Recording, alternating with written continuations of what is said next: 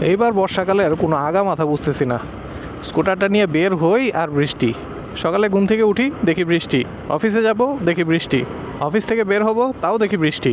সারাদিনের ক্লান্তি শেষে বিকালবেলা একটু স্কুটারটা নিয়ে বের হব, তখনও দেখি বৃষ্টি। আর না হলে এরকম মেঘলা একটা ওয়েদার হয়ে থাকে। কোনো একটা জায়গায় যে যাব সেই সুযোগটাও আসলে হচ্ছে না।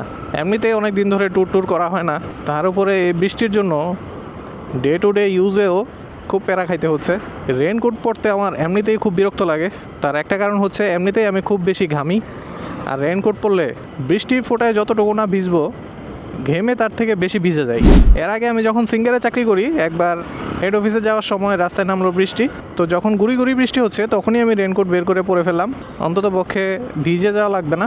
ভালো কথা, রেনকোট পরে চালাচ্ছি। অফিসে গেলাম, গিয়ে যখন রেনকোট খুললাম দেখলাম যে পুরা শার্ট একদম ভিজে আছে। ব্যাপারটা এরকম না যে রেনকোটের ফাঁক দিয়ে বৃষ্টির পানি ঢুকে ভিজছে, ঘামেই আমার পুরো শার্ট ভিজে আছে। আমার অবস্থা দেখে অফিসের সবাই বলা শুরু করলো, কি ভাই আপনি কি বৃষ্টিতে ভিজে আসছেন নাকি? তারপর থেকে রেনকোটকে মোটামুটি সালাম জানাইলাম, কারণ রেনকোট পরা যেই কথা, না পরা একই কথা। গুড়ি গুড়ি বৃষ্টি নামলে আমি কখনোই আর রেনকোট পরি না। একদম ঝুম বৃষ্টি নামলে সেটা আলাদা কথা, সেক্ষেত্রে কিছুক্ষণ ওয়েট করে তারপর স্কুটার চালানোটাই বেটার। আর এবার বর্ষাকালে যে কি হইলো বুঝলাম না। সকালবেলা বৃষ্টি, দুপুরবেলা বৃষ্টি, বিকালবেলা বৃষ্টি, রাতের বেলা বৃষ্টি, বৃষ্টি আর বৃষ্টি রে ভাই। আমি জানি না দেশের অন্যান্য জায়গায় কী অবস্থা, বাট চিটাগাংয়ের এই রিজনটা, মেনলি সাতকানিয়াতে প্রত্যেকটা দিন বৃষ্টি হচ্ছে। সেই বন্যা হয়েছে এরপর থেকে যে শুরু, সম্পূর্ণ দিন রৌদ্র উজ্জ্বল পাওয়া খুব ভাগ্যের ব্যাপার। আপনাদের ওদিকে কী অবস্থা?